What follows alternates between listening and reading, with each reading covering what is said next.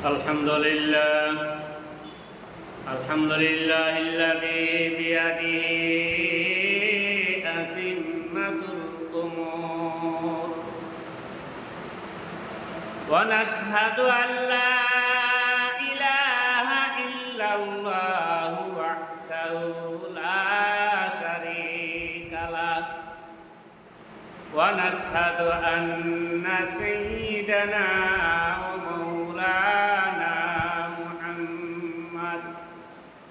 محمدا عبده ورسوله أما بعد فأعوذ بالله من الشيطان الرجيم بسم الله الرحمن الرحيم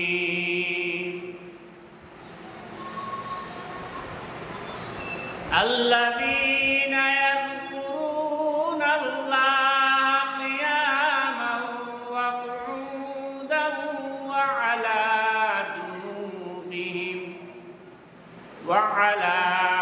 جنوبهم ويتفكرون في خلق السماوات والأرض بارك الله لنا ولكم في القرآن المجيد ونفعنا وإياكم بالآيات والذكر الحكيم صلى الله على سيدنا ومولانا محمد وعلى آله وأصحابه وسلم صلى الله على سيدنا ومولانا محمدا عبده ورسوله كريم السدايا جميل السياق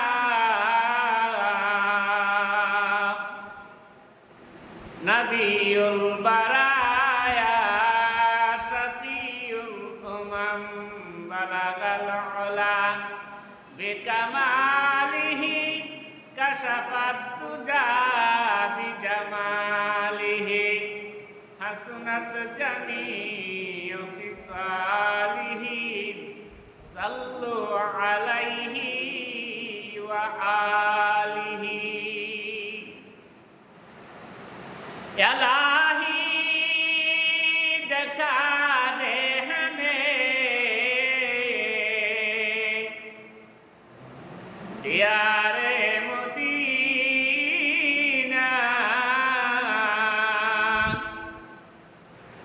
इलाही बना दे हमें गुबारे मदीना बलगल उला बिकमालिह कशफत तुजा बिजमालिह हसनत जमीअ खिसालिह सल्लु अलैहि व आलिहि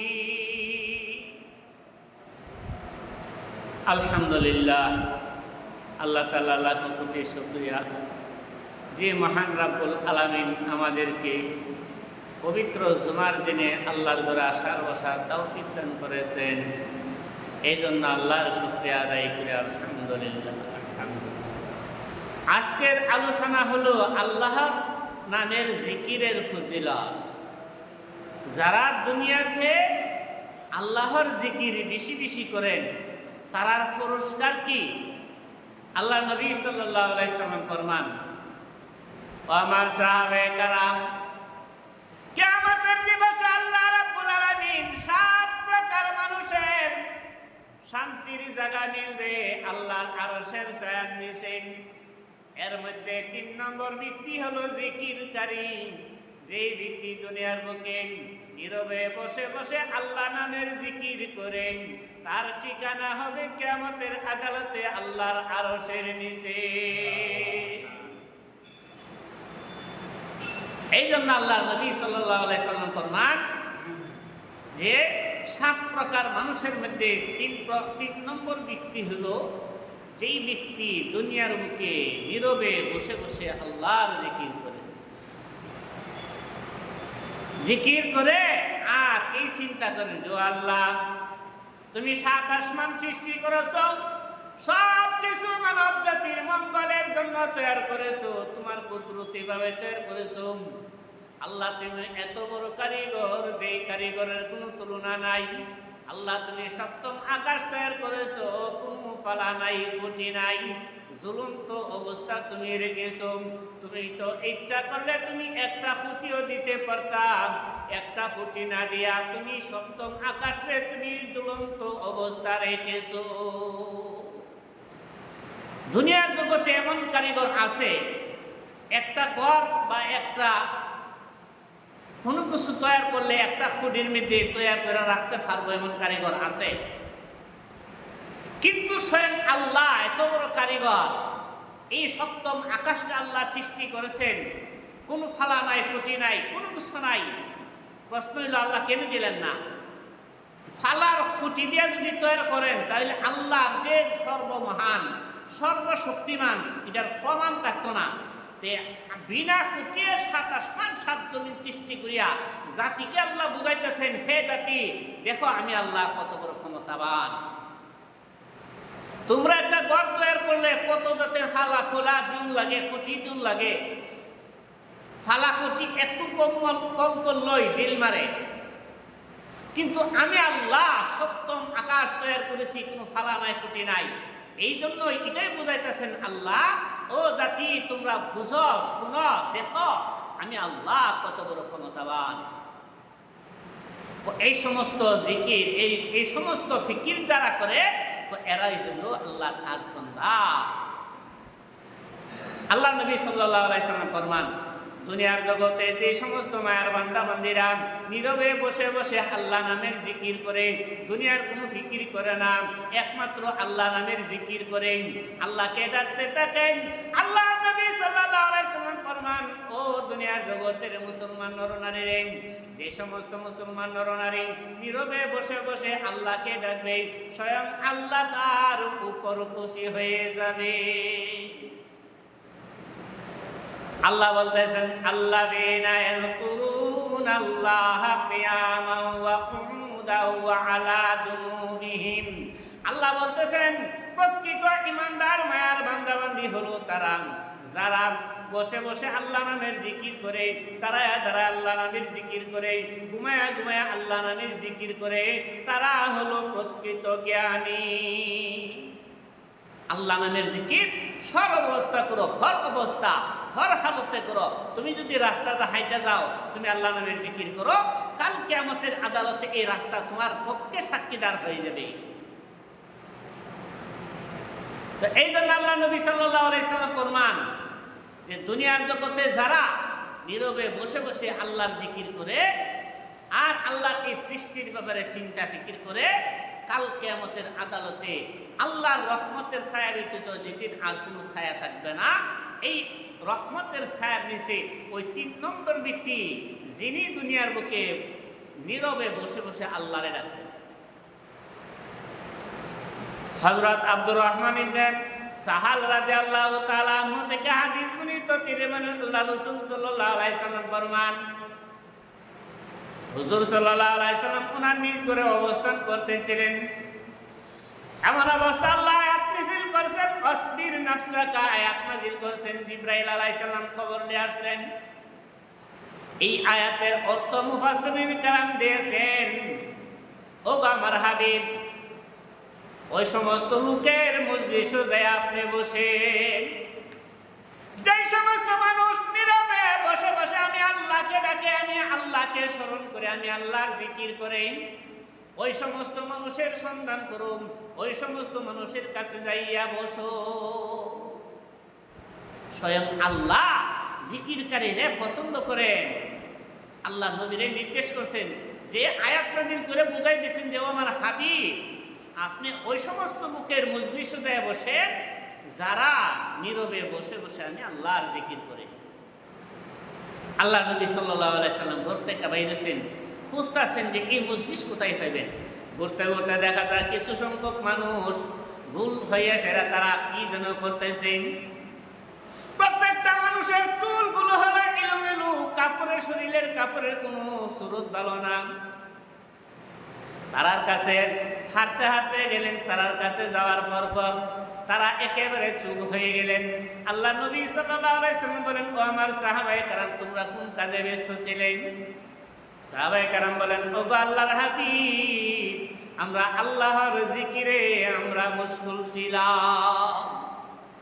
আল্লাহ নবী সাল্লাল্লাহু আলাইহি সাল্লাম বলেন, আমার সাহাবায়ে কেরাম, আল্লাহ তাআলার অসংখ্য শুকরিয়া আদায় করেন, যেই মহান রব্বুল আলামিন আমার উম্মতের মধ্যে এমন কিছু সংখ্যক মানুষ আল্লাহ সৃষ্টি করে দিয়েছেন যারা আল্লাহ নামের জিকির করেন, যারা নীরবে বসে বসে আল্লাহ নামের জিকির করেন।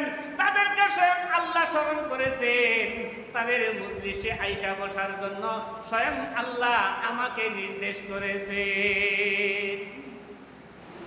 আল্লাহ বলেন, ফাযকুরুনি আযকুরুকুম ওয়াশকুরুলি ওয়ালা তাকফুরুন।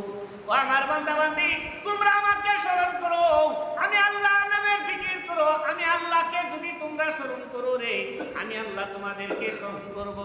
আর জানিয়ারা করে তোমরা আমি আল্লাহর নাফরমানি করিও না, আমি আল্লাহর সাথে কুফরি করিও না, আমি আল্লাহর সাথে তোমরা কাউকে শরীক করিও না। আমি আল্লাহকে ডাকো, আমি আল্লাহকে স্মরণ করো, আমি আল্লাহকে স্মরণ করলে আমি আল্লাহ তোমাদেরকে স্মরণ করব। আরেক আয়াতে আল্লাহ বলতেছেন, উদউনি আস্তাজিব লাকুম। ও আমার বান্দা বান্দীরা, আমারে ডাকো, আমারে তোমরা ডাকো, আমি আল্লাহ তোমাদের ডাকে সাড়া দিব। এই 7 আসমান 7 জমিনের মধ্যে এমন কোনো ব্যক্তি নাই যারে ডাকলে ডাকের সাড়া দিব। আমি আছি নওগাঁ মসজিদ, আমি যদি আমার চাচারে ডাক দেই, আমার চাচা আসুন সারফারা, আমার চাচা শুনবেন নি? শুনতা না। এই 7 আসমান 7 জমিনে নবীর সে উত্তম ব্যক্তি আর কেউ ছিল না। নবীর কথাও আল্লাহ বলেন না যে নবীরে স্মরণ করো, নবীর কাছে চাও, নবীর কাছে সাহায্য চাও, এই কথা আল্লাহ বলেন না। আল্লাহ বলেন, আমার কাছে সাহায্য চাও, আমাকে স্মরণ করো, আমাকে ডাকলে আমি তোমার ডাকের সাড়া দিব। তুমি কি নাও, তুমি কেন ডাক দিছো আমি আল্লাহরে? আমি আল্লাহ কিন্তু তোমার অন্তরের খবর জানি। কোনো মানুষ অভাব থাকিয়া কষ্ট থাকিয়া আল্লাহর ডাকে, আল্লাহ একটা শ্বাস ফালা, কষ্টের শ্বাসটা ফালা, কিন্তু এই কষ্টেতে শ্বাসটা ফালাইলো, কেন ফালাইলো দুনিয়ার কোনো মানুষে বলতে পারবে না। এই ডাকের সারাটা একমাত্র আল্লাহ দিতে পারবে। আল্লাহ কয়ে যে বান্দা ডাক দিচ্ছেন, আল্লাহ বলেন যে ও আমার বান্দা বান্দি, তুমি দুঃখে দুঃখিত হইয়া, তুমি কষ্টে কষ্টিত হইয়া তুমি যে আমি আল্লাহকে ডাক দিছ, আল্লাহ কয়ে ডাক দিছ রে, ও আমার বান্দা বান্দি, আমি বুঝেছি তুমি কোন কষ্টের মধ্যে আছো, কোন দুঃখের মধ্যে আছো রে। ও আমার বান্দা বান্দি, আমি তোমার এই ডাকের সাড়া দিব। আমি বুঝেছি তোমরা আমি আল্লাহকে কেন ডাক দিয়েছো। তোমার হাদত আমি আল্লাহ পুরা করে দিব, আমি আল্লাহ তোমার এই ডাকের সাড়া দিব। দুনিয়ার কোন পৃথিবীর কোন মানুষ, কোন ব্যক্তি, কোন অলি কুতুব বসে তোমার এই ডাকের সাড়া দিতে পারবে না। আল্লাহ নবী বলতেছেন যে তোমরা আল্লাহকে স্মরণ করো, আল্লাহ তোমাদেরকে স্মরণ করবেন। আল্লাহকে তোমরা ডাকো, আল্লাহ তোমাদের ডাকে সাড়া দিবেন। আল্লাহ তোমার রিজিকের ফয়সালা করে দিবেন, আল্লাহ তোমার ইজ্জত সম্মান বাড়ায় দিবেন, আল্লাহ তোমার সবকিছুর ফয়সালা করে দিবেন। হযরত আবু হুরায়রা রাদিয়াল্লাহু তাআলা আনহু থেকে হাদিস বর্ণিত, তিনি বলেন, আল্লাহ নবী সাল্লাল্লাহু আলাইহি সাল্লাম বলেন, কিয়ামতের আদালতে একজন মানুষ ঘোষণা করবে, ও বুদ্ধিমান ব্যক্তিরা কোথায় রে, ও বুদ্ধিমান ব্যক্তিরা তোমরা কোথায়, বুদ্ধিমান ব্যক্তিরা কোথায় রে, বাহির হয়ে যাও, আল্লাহর আদালতে হাজির যাও। কিয়ামতের মাঠে যে সমস্ত মানুষ থাকবে, হাসরের মাঠে উপস্থিত যারা থাকবে, তারা বলবে, ও আল্লাহর ফেরেশতা, জ্ঞানী ব্যক্তি কারা, কাদেরকে তুমি ডাকতেছো? আল্লাহর ফেরেশতা বলবেন, জ্ঞানী ব্যক্তি, বুদ্ধিমান ব্যক্তি হলো তারা দুনিয়ার বুকে যারা গোপনে বসে বসে আল্লাহর জিকির করেছেন, আল্লাহকে ডেকেছেন, গোপনও ডাকেছেন, প্রকাশ্য আল্লাহকে ডাকেছেন, হাঁটতে হাঁটতে আল্লাহকে ডাকছেন, হাঁটতেছে আল্লাহকে ডাকতেছেন, পয়সা আছেন এক জায়গায় আল্লাহকে ডাকতেছেন, বিছানায় শুয়ে গেছেন আল্লাহকে ডাকতেছেন, দুই চোখ ঘুমন্ত অবস্থা, ঘুম লাগিয়া গেছে, তারপরও তার মুখে ডাকতেছে আল্লাহ আল্লাহ। যারা ডাকতে ডাকতে আল্লাহ নামের জিকির করতে করতে যারার বুকটা চালু হয়ে যাবে গা, হেরা মরার পরেও হেরার দেহে আল্লাহ নামের জিকির করে। যারা আল্লাহরে ডাকতে ডাকতে আল্লাহর হয়ে গেছে, হেরা মরার পরেও হেরার দেহে আল্লাহরে ডাকে। শাইখ কাতিয়া রহমতুল্লাহি আলাইহি, আমি ওনার মাদ্রাসাতে লেখাপড়া করছি। আমি যতদিন ওনার সাথে চলাফেরা করছি, আমি একটা মুহূর্তের জন্য আমি ওনাকে দেখি নাই দুনিয়াদারি কোনো আলাপ করতে। আমি একটা মুহূর্তের জন্য দেখি না কোনো ব্যক্তির সমালোচনা করতে। আমি একটা মুহূর্তের জন্য দেখি না দুনিয়ার কোনো ফিকির করতে। সর্বক্ষণ আল্লাহ নামের জিকির। প্রয়োজনে একজনে জিজ্ঞাসা করছে, তার কথা উত্তর দিয়েছেন, কিন্তু শেষ দুইটা ঠিক অফ করে শুধু আল্লাহ আল্লাহ আল্লাহ আল্লাহ আল্লাহ আল্লাহ আল্লাহ নামের জিকির করতেছেন। আর ছাত্রদেরকে বোঝাইতেন, আমার ছাত্র ভাইরা রে, সর্ব অবস্থা তোমরা আল্লাহকে ডাকো রে, তুমি যখন আল্লাহর হয়ে যাবে রে, তোমার আল্লাহ তোমারও হয়ে যাবে। তুমি আল্লাহর হয়ে যাও, আল্লাহ তোমার হয়ে যাবে। তুমি যদি বেশি বেশি আল্লাহর জিকির করো, তোমার দেহটা আল্লাহর হয়ে যাবে আর আল্লাহ তোমার হয়ে যাবে। এ আল্লাহর বলে মৃত্যুর পরে যখন ডাক্তারে হাসপাতাল মানুষ মারা গেলে ডাক্তারে চেক করে, গুলি লাগায় সেটা চেক করে এই মানুষটার রূহ আছে না নাই, জীবিত না মৃত্যু। যখন গোসল চেক করে দেখে যে মানুষটার দেহে আর রূহ নাই, মৃত্যুবরণ করছে, তখন এই ডাক্তারে ঘোষণা দেয় এই মানুষটা দুনিয়া ছেড়ে পরকালে চলে গেছে, দুনিয়ার জগতের জিন্দিগি আর নাই, এই মানুষটা মৃত্যু বলে ঘোষণা করে। আল্লাহর বলি মৃত্যুবরণ করছে, ঘুড়ি লাগাইছে, বুকের মেঝে ঘুড়ি লাগাইছে, দুই কানের মেঝে দুইটা নাক লাগাইছে, লাগায় দেখতেছেন বলে লা ইলাহা ইল্লাল্লাহ। ঘুড়ি যেখানে লাগা সেখানে বলে শুধু লা ইলাহা ইল্লাল্লাহ। হাত দিয়ে টিপটা ধরছে, দেখে রক্ত চলাচল বদ্ধ, রক্ত চলাচল বদ্ধই মানুষ মানিয়ে মানুষটা দুনিয়ার জগতের জিন্দিগি শেষ, পরকালে রোয়াল। ডাক্তার করছে এখন চিন্তার মধ্যে, ব্যাপার কি আমার হাতে লোকটা দুনিয়ার জগতে নাই, আর আমার গুনিয়ে কইতাছে লা ইলাহা ইল্লাল্লাহ। কারবার কি? এখন উচ্চ পর্যায়ে ডাক্তার বড় ছেলেরে ডাক্তার আনছেন, দেখে আমার ভাই, আমি বড় সন্দেহের মধ্যে পড়ে গেলাম, তোমার বাবা দুনিয়ার জগতে এমন কি আমল করেছে মরার পর তোমার বাবার দেহে বলতেছে লা ইলাহা ইল্লাল্লাহ। আমার হাতে বলতেছে তোমার বাবা দুনিয়ার বুকে নাই, কিন্তু আমার ঘুরিয়ে বলতেছে লা ইলাহা ইল্লাল্লাহ। বড় ছেলে বলতেছেন যে হে ভাই ডাক্তার সাহেব, আমার বাবার সারাটা জীবন গেছে শুধু লা ইলাহা ইল্লাল্লাহর জিকির করতে করতে। তাহলে আল্লাহ নামের জিকির যারা করে, জিকির করতে করতে যখন ফানা ফিল্লা হয়ে যা, জিকির করতে করতে যখন হ্যাঁ বেহুশ হয়ে যা, হ্যাঁ মুখ দিয়ে যদি একটা ভুলবশত আই করে, আল্লাহ বলেন মাফ। ভুলবশতে একটা মুখ দিয়ে আল্লাহরে ডাকতে ডাকতে ডাকতে ডাকতে একটা ভুল আইছে, কইতাছে আল্লাহর আশি কিনে আল্লাহরে ডাকতে ডাকতে কইতাছে ও আল্লাহ আমি তোমার মনে, তুমি আমার ফকির। হইল নি? ঠেস লাগাইছে নি? আল্লাহরে ডাকতে ডাকতে এমন ফানা ফিল্লা হইছে, আল্লাহরে কইতাছে আল্লাহ আমি তোমার মনে, তুমি আমার ফকির। সাথের ভাইরা কইতাছে যে হে ভাই তুমি কি বলতেছো, তুমি সঠিক জ্ঞানে বলতেছো না অঠিক জ্ঞানে বলতেছো? সাথী ভাইরা বলতেছে যে হে ভাই তুমি ভুল বলতেছো, তুমি ঘুরায় বলো, তুমি বলো আল্লাহ আমি তোমার ফকির, তুমি আমার মুনিব। তুমি ঘুরাইয়া বলো তুমি তো ভুল বলতেছো। ভাই বলতেছেন যে হে ভাই আমি কি বলেছি আমি নিজেও বলতে পারি না। আল্লাহ নবী বলেন যে ব্যক্তি আল্লাহকে ডাকতে ডাকতে আল্লাহ নামের জিকির করতে করতে ভুলবশত যদি একটা গুনার কথা কইলাম, আল্লাহ বলেন আমি আল্লাহ তার উপর খুশি হয়ে তার এই ভুল আমি আল্লাহ ক্ষমা করে দেই। এটা হলো জিকিরের ফজিলত। যে ব্যক্তি নীরবে বসে বসে আল্লাহ নামের জিকির করবে তার বুকটা পাতলা হয়ে যাবে, মরণকালে আল্লাহ নামের জিকির করতে করতে আল্লাহর দরবারে যাবে। এই হলো 3 নম্বর ব্যক্তি।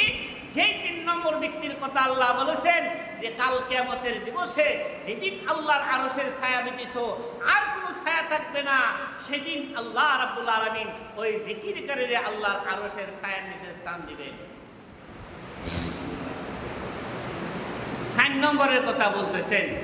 4 নম্বরের কথা বলতেছেন। 4 নম্বর হলো ওই যুবক আর যুবতী, যেই যুবককে যুবতী ডাক দিয়ে নিল, হে আমার ভাই তুমি আসলে তোমার সাথে আমার প্রয়োজনীয় কথা আছে।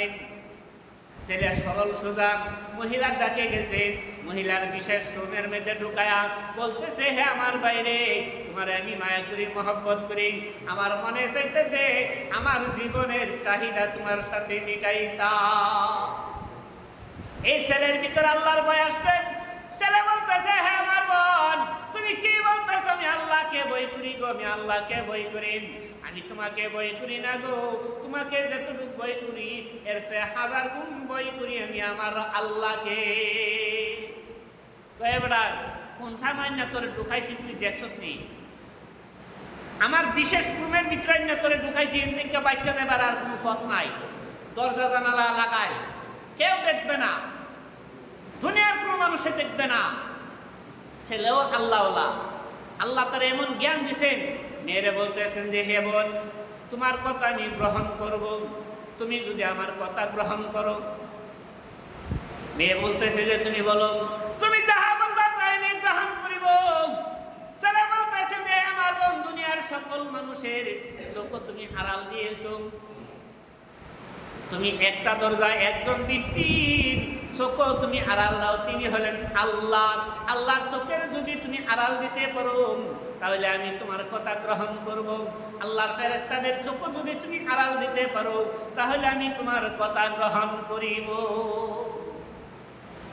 মেয়ে বলতেছেন যে আমার ভাই দুনিয়ার কোনো মানুষে দেখবে না, আল্লাহ যদি দেখে আল্লাহ তো দেখবে। আল্লাহর দরজায় আল্লাহর চোখ আমার মতো মানুষের পর্দা দিতে পারবো না, আল্লাহর ফেরেশতাদের চোখও আমি পর্দা দিতে পারবো না। হে আমার ভাই আমি আর তুমি মিল হইয়া যদি একটা গুনার কাজ করি, গুনার কাজ করার পরে যদি আমরা তওবা করি আল্লাহ তো আমাদেরকে ক্ষমা করিয়া দিবেন। ছেলে বলেন যে হে আমার বোন তোমার ওই সমস্ত কথা আমি গ্রহণ করি না গো, তুমি যদি আমার একটা কথা গ্রহণ করো আমি তোমার সব কথা গ্রহণ করিয়া নিব। তুমি যদি আল্লাহর চোখ আড়াল দিতে পারো, আল্লাহ যদি আমার না দেখেন তাহলে আমি তোমার কথা গ্রহণ করবো। এটা তো সম্ভব না। এটা সম্ভব কিভাবে? এই পৃথিবীতে এমন কোনো ব্যক্তি আছে আল্লাহর চোখ আড়াল দিত? এমন কোনো ব্যক্তি নাই। কথা হইলে এটা আমার দ্বারা সম্ভব না গো যে আমি তোমার কথা গ্রহণ করতে পারতাম না। মাদ্রাসার এক ছাত্র মাদ্রাসা প্রতিদিন যা, ছেলের চেহারা অত সুন্দর, আল্লাহ নুরানি চেহারা দিছেন। ছেলে আল্লাহওয়ালা, জমিদারের বাড়ির সামনে দা কিতাবের গাঠটি লয়েছে হাইটটা আজা। আগেকার যুগে সাইকেল আসতো না। আমরা যে ময় মুরব্বীরা উস্তাদরা লেখাপড়া করছে সাইকেল না, 2 মাইল 3 মাইল দূর কিতাবের গাঠটি মাথার মধ্যে লইছেন, কান্দের মধ্যে লয়েছে হাইটটা গেছেন 2 মাইল দূর 3 মাইল দূর। এমনকি একসময় আমিও কিতাবের গাঠটি কান্দের মধ্যে থুইয়া হাইটটা গেছি 1.5 মাইল দূর। মানে সন্ধ্যার লাস্ট মাথা আমার লজিং, আর বড় বাজার হইল আমার মাদ্রাসা, এখানে 1.5 কিলোমিটার। হাইটটা গেছি হাইটটা এসি কিতাব লইয়া। কিন্তু এই ছেলেটা জমিদারের বাড়ির সামনে আজা, জমিদারের মেয়ে প্রত্যেকদিনই দেখে ছেলেটার চেহারা পাক্কা সুন্দর, নম্র ভদ্রার কোনো দিকে স্থানা। পাক্কা কিছুদিন যাওয়ার পর খাদিমাকে বলতেছে হে খাদিমা গো, প্রতিদিন যে একটা ছাত্র মুন্সি ছাত্র ছেলে কিতাবের গাঠি কাদের উপরে লইয়া হাঁটিয়া যা মাদ্রাসায়, ওই ছেলেটা আজকে যখন আসবেন তার সামন দিয়া যাইয়া সেটা বলবে আমার কথা, আমার আদালতে আসার জন্য, আমার সাথে দেখা করার জন্য তার সাথে আমার প্রয়োজনীয় কথা আছে। এই ছেলে যে টাইমে আসে এর আগে দাসী যায় সেরা হাজির। এই ছেলে ওই জায়গাতে আসার সাথে সাথে দাসী বলতেছে যে হে ভাই, ওই জমিদারের মেয়ে খবর করছেন তার সাথে দেখা করার জন্য। ছেলে বলতেছে কি প্রয়োজন?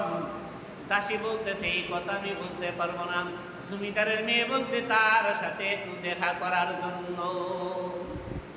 চিন্তার মধ্যে পড়লেন যে জমিদারের মেয়ে আমারে, আমি গরিবের কুয়া, আমি মাতার সাথে লেখাপড়া করি, আমার কোনো সুর তো ভালো না, পাঞ্জাবিও 14 বলা লাগাই, আমার কি সমস্যা, কোনো দুষ করলাম নাকি? চিন্তা করতে করতে গেছেন। যাওয়ার পরে তার বিশেষ রুমের মধ্যে ঢুকাইলেন। ঢুকানোর পরে বলতেছে তোমার কিতাবের গাঠিটা আমার আলমিরার মধ্যে রাখো। মেয়ে বলতেছেন, জমিদারের মেয়ে বলতেছেন যে হে ভাই, আমি যে তোমারে খবর দিয়ে আমার বিশেষ রুমের মধ্যে আনলাম রে, আমার প্রয়োজনীয় একটা কথা। ছেলে বলতেছে যে কি কথা গো, অতি তাড়াতাড়ি বলো, আমার মাদ্রাসার টাইম চলে যাইতেছে। নির্ধারিত টাইমের ভিতরে যদি আমি না যাইতে পারি, আমি জবাবদিহি করতে হবে, হাজার হাজার ছাত্রদের কাছে আমি লজ্জিত হইতে হইব। আমার সময় আসার সময় শেষ হওয়ার আগে আগে তুমি আমাকে বলো, কি বলবা বলো। মেয়ে বলতেছেন, জমিদারের মেয়ে বলতেছে আমার মনে চাইতেছে তোমার কাছে আমি বিবাহ বসার জন্য, তুমি আমাকে বিবাহ করো, জীবনে কোনোদিন কাজ করতে হবে না। এই যে সম্পদ এই এলাকাতে দেখা যাইতেছে সব সম্পদের মালিক তোমাকে বানাই দিব। তোমার জীবন, তোমার ছেলে মেয়ের জীবন, জীবন কি জীবন তুমি বসে খাইতে পারবে, এক বিন্দু পরিমাণ তোমার কাজ করতে হবে না। ছেলে বলতেছেন যে না, আমার এখনো বিবাহের সময় আসে নাই, আমি এখন বিবাহ করব না, আমার লেখাপড়ার সময়, আমার লেখাপড়া শেষ হোক, তারপরে আমি চিন্তা ভাবনা করব তোমাকে বিবাহ করব কিনা, তারপর আমি তোমার সাথে ওয়াদায় আবদ্ধ হইব না, তোমার আমি বিবাহ করব। জমিদারের মেয়ে বলতেছেন যে না, এই মুহূর্তে তুমি ওয়াদায় আবদ্ধ করতে হইতে হবে, আমাকে তুমি বিবাহ করতেই হবে, আর না হয় তুমি জানিয়ারা করে আমার এই রুম থেকে তুমি বাহির হইবার কোনো ক্ষমতা না। এই ছেলের একটা জ্ঞান দিল আল্লাহ, কুদরতি জ্ঞান। ঠিক আছে, তোমার কথার উত্তরটা আমি একটু করে দেই, আমার বাথরুমে ধরছে, আমার একটু বাথরুমের সুযোগ সুবিধা করে দেবো। বাথরুম তো স্পেশাল বাথরুম চাই, দেখো বাথরুমের ভিতরে গেছেন, দরজা লাগাইছেন, দরজা লাগায় কষ্ট কষ্ট করে একটু পায়খানা বাহির করছেন। পায়খানা বাহির করে তার হাতে তার শরীরের সমস্ত শরীরের মধ্যে পায়খানা লাগাইছেন। পায়খানা লাগাইয়া জমিদারের মেয়ের কাছে সামনে যখন আসলো, এই দুর্গন্ধে মহিলা বলতেছে এই নাফরমান তাড়াতাড়ি আমার রুম থেকে বাইর হয়, বাইর নাফা, তুই নাফা কইস তো তাড়াতাড়ি বেরো, খুবিস। এখন দেখলেছে আগে মায়ের মুখে ডাক দিছে, এখন যে দিক চালাইছে ছেলের শরীরের দুর্গন্ধ, ও তাড়াতাড়ি আমার রুম থেকে বাইর, আমার রুম তুই নাফাক করে লেছ। এখন বাইর হয়েছেন, বাইর হইয়া দেখতেছেন যে টাইম ওভার হয়ে গেছেন, হুজুরের ডরায় সেরা চিন্তা করতেছেন যে আল্লাহ এখন কি জবাব দেব। পাঞ্জাবিটা বার করলেন, পাঞ্জাবিটা খুলিয়া এখন তার মধ্যে একটু ফেঁকে পানি দেখা যান, সমস্ত পাঞ্জাবি ধুইলেন, কিন্তু পায়খানার দুর্গন্ধ তারপরও রয়ে গেছে। ভিজা পাঞ্জাবিটা গায়ে দিয়া ক্লাসে চুপে চাপে সুরের মতো ঢুকলেন। এই অবস্থা ঢুকলেন যে হুজুর যে মনে হয় আমাকে দেখছেন না। সবসময় সামনের ক্লাসের ছাত্র, আজকে সময়ের অভাবে পিছের ক্লাসের ছাত্র। ক্লাসে যাইয়া বসার সাথে সাথে তার শরীরের দুর্গন্ধে আল্লাহ নেক্সট আম্বরে পরিণত করে দিয়েছেন। সুবহানাল্লাহ। সারাটা ক্লাসের মধ্যে আল্লাহ এমন একটা মজার ঘ্রাণ বিরাজ করতেছে, সকল ছাত্ররা কইতেছে হুজুর কত মজার ঘ্রাণ কোথায় থেকে আসতেছে বুঝতেছি না।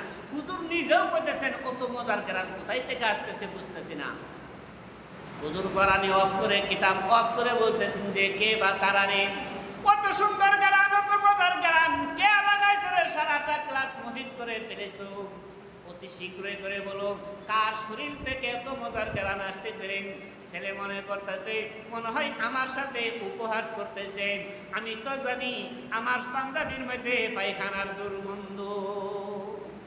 এই ছেলে মনে করতেছে মনে হয় সবাই আমার নিয়ে ঠাট্টা উপহাস করতেছে, শর্মায়া করতেছে না। কয়েকবার পাওয়ার পরে ছাত্র দাঁড়াইছে যে হুজুর কিছু কাহিনী আছে। কাহিনী কি? হুজুরের কাছে আসলো, হুজুর আমি তো ডরাই আপনার কাছে বলতেছি না। ব্যাপার কি? ব্যাপারটা হলো প্রতিদিন আমি যেই রাস্তা দিয়ে আসা যাওয়া করি, রাস্তার মাঝখানে জমিদারের বাড়ি। এই জমিদারের মেয়ে প্রতিদিনই দেখে আমি তার বাড়ির সামনে দিয়ে রাস্তা দিয়ে হাঁটিয়ে আসি। আজকে হঠাৎ করে জমিদারের দাসী আমাকে আটকাইলো, বলতেছেন যে হে ছেলে, জমিদারের মেয়ে তোমাকে স্মরণ করছেন তার দরবারে যাওয়ার জন্য, তার সাথে দেখা করার জন্য। তার কি প্রয়োজনীয় কথা আমি জানি না। আমি বয়ে বয়ে গেলাম, ডরায় ডরায় গেলাম, কি জানি কথা বলবো। সেখানে যাওয়ার পরে তার বিশেষ রুমের মধ্যে আমাকে ঢুকাইলো, ঢুকাইয়া বলতেছে ও আমার ছেলে রে, ও বাইরে তোমাকে আমি মনপ্রাণে ভালোবাসি রে, তোমার সাথে আমার মনের তৃপ্তি মিটাইতে চাই, তোমার কাছে আমি বিবাহ বসতে চাই। তখন আমি এই মেয়েকে বুঝাইলাম আমি তোমাকে বিবাহ করব না গো, আমি আল্লাহকে ভয় করি, আমি আল্লাহকে ভয় করি, তোমার সাথে গুনার কাজ করব না, তোমাকে আমি বিবাহ করব না। আমার বিবাহের সময় এসে না, আমার সবে মাত্র লেখাপড়ার সময়। তখন এই মেয়ের ফক্কর থেকে বাঁচবার জন্য আমি একটা কৌশল করলাম। কৌশল কি? আমি মহিলারা বললাম এবং আমার টয়লেটে ধরেছে, আমাকে টয়লেট করার সময় দাও। এই মহিলা তার বিশেষ রুমের বাথরুমের মধ্যে আমার দিল, দরজা লাগাই ক্রমে কষ্ট করিয়া একটু বাথরুম টয়লেট নাফাকে আমি বাইর করলাম। নাফাকে বাইর করে আমার শরীরের মধ্যে যখন মাখাইয়া তার সামনে আসলাম, তখন এই মহিলার চোখের মধ্যে ডিন্না আসলো, বলতেছে এই ছেলে রে তুই আমার রুম নাফাক করিয়া পালাইছ, তোর শরীরও নাফাক হয়ে গেছে রে, তাড়াতাড়ি তুই আমার রুম থেকে বাহির হয়। আমি একটু দূরে আসিয়া সামনে একটা ছোট কুয়া পাইলাম, একটু পানি পাইলাম, ওই পানিতে পেকে পানিতে আমার পাঞ্জাবিটা আমি ধুইলাম। তারপর আমি টার পাইছি আমার শরীরের মধ্যে যেমন পায়খানার দুর্গন্ধ করে। আমি ডরায় ডরায় আপনার ক্লাসে ঢুকলাম, টাইম ওভার হয়ে গেছে, আমি লুকায়া আমি আপনার ক্লাসে ঢুকলাম। সবসময় আমি সামনের ক্লাসে বসি, আজকে আমি জায়গা না পাইয়া আমি পিছনের ক্লাসে বসছি। হুজুর বলতেছেন যে হে ছাত্র রে, অনেক বড় পরীক্ষা গেছে রে, তোমার শরীরের মধ্যে যে দুর্গন্ধ, এই দুর্গন্ধ রে আল্লাহ মজার গন্ধে পরিণত করে দিয়েছে।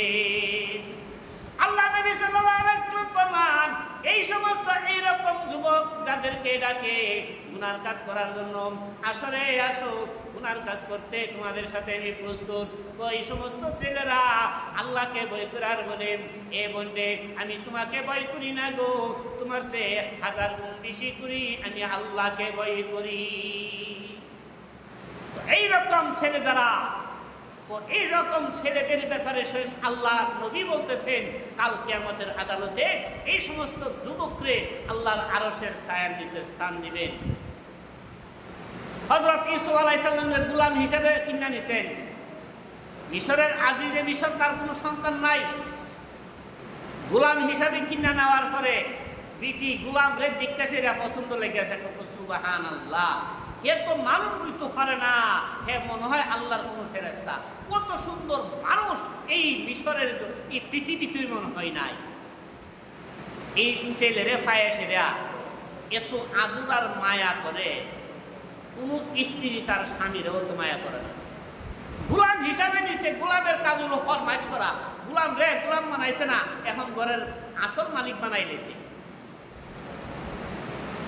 হঠাৎ করে একদিন তার বিশেষ রুমের মধ্যে ঢুকাইছেন, ঢুকাইয়া ঢাকায় নিছেন, বিশেষ রুমের ভিতরে ঢুকতে গিয়ে সেরা 7টা তালা পাড়ি দিয়েছে, 7টা গেট পাড়ি দিয়েছে। বিশেষ রুমের ভিতরে নিয়ে সেরা বলতেছেন যে হে ইউসুফ রে, তুই জানোস নি আজকে তোরে কেন এই রুমে আনছি? আর কোনদিন তোরে আমার বিশেষ রুমের মধ্যে আনি না, আজকে যে আমি তোরে আমার বিশেষ রুমের মধ্যে আনছি, কেন আনছি তুই জানোস নি? ইউসুফ বলেন যে আমি জানি না গো, কি জন্য তুমি আনছো? বলতেছে এই যে দেখাইনে পাশে সামনে পিছনে কিছু ছবি লেখা আছে রে, এই ছবির মধ্যে যা আছে এই সমস্ত কাজ আমি করতে চাই। ইউসুফ বলে এটা কোন ধরনের কথা গো? আমি আমার মনিবের আমানতের খেয়ানত করব না। 1 নম্বর কথা হলো আমার মনিবের আমানতের খেয়ানত করব না। 2 নম্বরে আমি আল্লাহকে ভয় করি গো, আমি তোমাকে ভয় করি না গো, আমি স্বয়ং আল্লাহকে ভয় করি। জুলেখা বলেন তোর মনিবের আমানত, তোর মনিবের মনিব আমি বেটা, তোর মনিব আমার কথায় চলে, তোর মনিব তো দেখতো না। ইউসুফ বলে মনিবে দেখতো না, স্বয়ং আল্লাহ তো দেখবেন, আল্লাহর দরবারে আমার জবাবদিহি করতে হবে। আল্লাহর পক্ষ থেকে গাইবি আওয়াজ আসলে, হে ইউসুফ, তুমি যদি এখন জুলেখার কথায় জুলেখার প্রলোভনে পড়িয়া গুনার কাজে লিপ্ত হও, তুমি জানিয়া রাখো রে, অদূর ভবিষ্যতে তুমি নবুয়াতি পাইবে না রে। এই মুহূর্তে আমি আল্লাহ তোমার নবুয়াতি ক্যান্সেল করে দিব। যেমন দেখতে পাইলেন তার বাবা ইয়াকুব আলাইহিস সালাম তার সামনে হাজির, স্বচক্ষে দেখতেছেন ইউসুফের সামনে ইউসুফের বাপ হাজির। ওই যে বাইনতে হাত পাও বাইন্দা নিয়ে ফারাই দিয়েছিল, দীর্ঘ বছর গেছে, বাপের কোনো সন্তান নাই, বাপও মনে করছে মনে আমার ছেলে নাই। কিন্তু এই কঠিন বিপদ করার পরে আল্লাহর কুদরতি ভাবে ইউসুফের সামনে ইউসুফের বাপ ইয়াকুবকে ধরে দিয়েছেন। এখন বলতেছে আমার বাপের সামনে আমি প্রকাশ্যে এই গুনার কাজটা আমি করবো কিভাবে? এটা তো সম্ভব না। আওয়াজ আসছে, হে ইউসুফ, তুই যদি বাঁচতে চাচ্ছিস, তুই আমি আল্লাহর নাম স্মরণ করে তুই সামনে দৌড় দাও, আমি আল্লাহ তোমারে বাঁচাইবার মালিক রে। তুমি আমি আল্লাহর নাম স্মরণ করিয়া তুমি সামনে দৌড় দৌড়ে গেটের তালা খুলিয়া দিবার মালিক হইলাম আমি আল্লাহ। গেটের তালা লাগাইছেন মানুষে, গেটের তালা খুলিয়া দেব আমি আল্লাহ, তুমি দৌড় দাও। তখন আল্লাহর নাম স্মরণ করিয়া যখন দৌড় দিচ্ছেন, একে একে 7টা তালাই খুললা গেছে। পিছেটা দৌড়ছে, মিঠি কো ছাড়ছি না আজকা। বাহিরে গিয়ে সেরে চিক মারছে, আয় রে আয়, তোমরা কে আসো? আমার ঘরের গোলাম বেটা আমার মান মাইরা নিছে।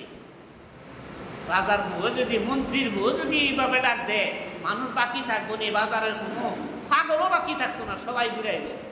এই যে কি হয়েছে, এ কিসে বিটি তো খান্দাবের মধ্যে দূরা রাখছে, আমার মান মাইরা নিছে। ইউসুফ বলতেছে, ইউসুফরে বলতেছে যে ইউসুফ, এই সমস্ত কথা কি বলতেছে? তোমার দ্বারা এই ধরনের দুর্ঘটনা ঘটবে আমরা জীবনও ধারণা করছি না। ইউসুফ বলেন, খোদার কসম করে বলতেছি আমার দ্বারা এরকম কাজ হয়েছে না, আমি সমস্ত কাজ করি নাই, আমার প্রমাণ আছে। প্রমাণ কি? 1 নম্বর সাক্ষী হলো আমার আল্লাহ, আল্লাহ তো তোমার সামনে আসতো না। 2 নম্বর সাক্ষী হলো পাশের রুমে দেখো একটা 6 মাসের শিশু আছে, এই শিশুটারে তোমরা জিজ্ঞাসা করে দেখো, এই শিশু যদি বলে আমি গুনাহ করছি, আমারে তোমরা উপযুক্ত শাস্তি দিবা। 6 মাসের শিশুটারে আনছেন, আনার পরে ইউসুফ বলতেছেন যে হে শিশু, তুমি আল্লাহর হুকুমে কথা বলো, আমি দোষী না জুলেখা দোষী? আমি যদি দোষী হয়ে থাকি তুমি বলো আমি দোষী, আর যদি জুলেখা দোষী হয়ে থাকে জুলেখার কথা বলো। আল্লাহর হুকুমে তুমি জবান খুলিয়া কথা বলো। সাথে সাথে 6 মাসের শিশুরা কথা বলতেছে, হে আমার মিশরের ভাইয়েরা, আমার বোনেরা রে, ইউসুফের বিন্দু পরিমাণ দোষ নাই। যত ধরনের দোষ আছে জুলেখা দোষ করেছে, ইউসুফের বিন্দু পরিমাণ দোষ নাই। মানুষ বুঝা লাইছে। এখন কাজে যে মিশর কইতাছে, বুঝছি ইউসুফের কোনো দোষ নাই, তারপরও সমাজের মানুষের কাছে আমি কলঙ্কিত হয়ে গেলাম, এই কথাটা যাতে তোলে ফেরা যা, ইউসুফরে জেলে দেয়।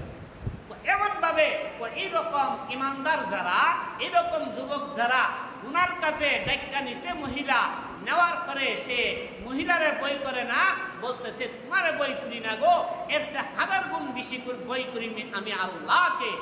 এইরকম কথা কইয়া যারা ইমানদারে ইমান ঠিক রাখতে পারছে, কাল কিয়ামতের আদালতে আল্লাহ রাব্বুল আলামিন এই সমস্ত যুবকরে আল্লাহর আরশের ছায়ার নিচে স্থান দিবেন। ওয়া আখিরু দাওয়ানা আনিল হামদুলিল্লাহি রাব্বিল আলামিন। আমরা যেন সবাই